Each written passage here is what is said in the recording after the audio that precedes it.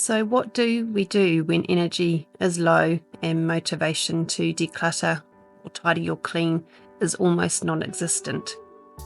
We are all human and will all face, to varying degrees, times of lack of motivation and the feeling of, I just can't be bothered sometimes. For some of us, this lack of motivation will have developed because of a really busy and draining work week.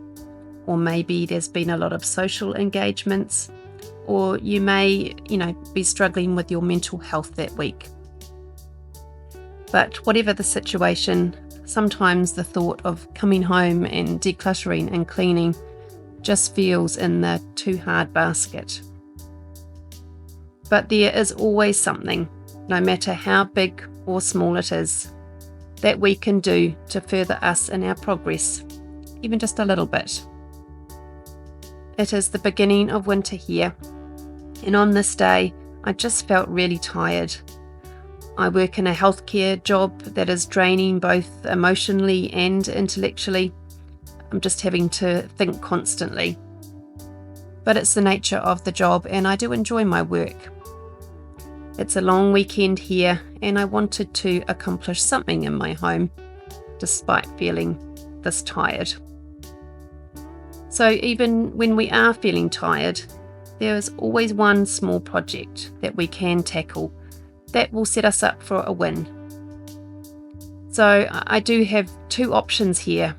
I could listen to my body and just rest, and this is a perfectly valid choice. Or I can keep in my mind the affirmation that change comes from something, but nothing comes from nothing.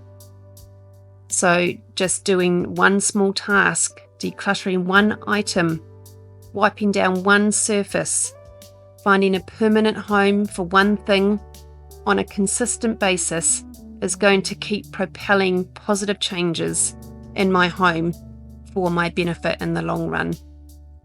And this applies to you as well. So on this day, I decided I could easily tackle my kitchen sink cupboard. It's a small, doable project, and I've been meaning to sort and declutter it for a long while. I have cleaning products that are clogging up space that I don't use on a daily basis, way too many plastic bags, and items that I'm just not, using at all, and they do need to be moved on.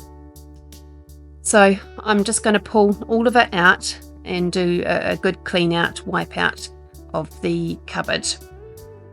One of the things I really wanted to achieve with this cupboard clear out was to make room for this caddy, which holds my most used, daily cleaning products. So set yourself up for a win today. Choose a task that you can achieve easily. It's those small, consistent habits that are going to have a big impact in our home. As you can see in here, I have an ant problem. We seem to get a lot of ants in New Zealand, and for some reason they like certain parts of my kitchen, even if there isn't, food lying around in a certain cupboard. One thing I have found really helpful, so that I'm not constantly spending money on cleaning spray and accumulating more plastic bottles, is to make up my own spray. This bottle of disinfectant costs me about $3.50 for 2 litres. But it can be diluted down as 1 part disinfectant to 7 parts water. And I just eyeball this, and it makes up to, an extremely cost-effective cleaning spray. And then you're not buying all the extra bottles. It means it's a bit more sustainable, and you still have a cleaning spray that works really well. The sorting and decluttering part is always where decision paralysis can happen for some of us, especially when you're tired. Here I'm deciding which cleaning products can be stored in my garage. Things like oven cleaner, carpet cleaner, things that I, do use but just not on a daily basis. All of these bread bags that I recycle for the dog poop, I will put with the other dog items in her basket. at some point I'm going to get one of those handy storage containers that you can keep your Ziploc bags and cling film, baking paper, etc. into. But at the moment, a clear container does the job to keep it all together. Now, I have all kinds of storage containers that over the years I have spent a considerable amount of money on, as I'm sure a lot of us have. Some of the time, after they've been used, I will just declutter and pass them on, but others I will clean out and put them away in the garage for future use. You could just put them into a big box, and then when you need a storage container in the future, you can go down and just have a look and reuse what you've already bought. So I'm just going to give these a good clean out and dry them off, and then they can be stored away. So these baskets here, I have my big basket of extra storage containers that I'm going to put down into the garage for future use. This next basket is decluttering items. There's drink bottles here, SodaStream bottles. I got rid of my SodaStream machine a number of weeks ago, so I don't need the SodaStream bottles. And then these extra cleaning products that I don't use on a daily basis, but I definitely will use them in the future. They're going to be stored downstairs as well. So here are the items that I have remaining to put back into my cupboard space.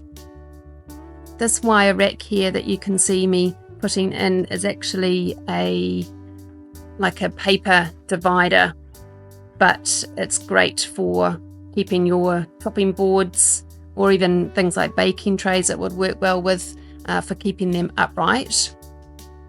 And then I'm just going to, on this top shelf, put the cling film and those products, baking paper that are actually going to be touching food. I'll put them in the top, and a little container I found to put my cloths and my tea towels into.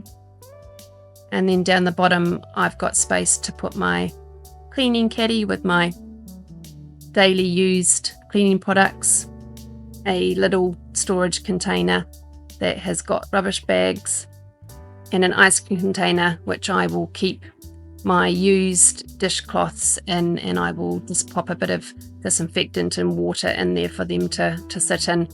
My garage is downstairs and not too close to my kitchen, so this will just be handy to store those cloths until they all go into the wash together.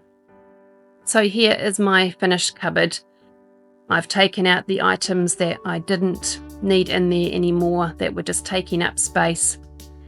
I think we just need to remember that our cupboards, they don't need to look Instagrammable. They just need to function for you. You're the one that's going to be using them every day. And although it is lovely to have cupboards and rooms and spaces like that to look beautiful, they have to be realistic, and we have to be able to use them well and have good function to them. I really hope this video has helped even one person. Have a great week, everyone.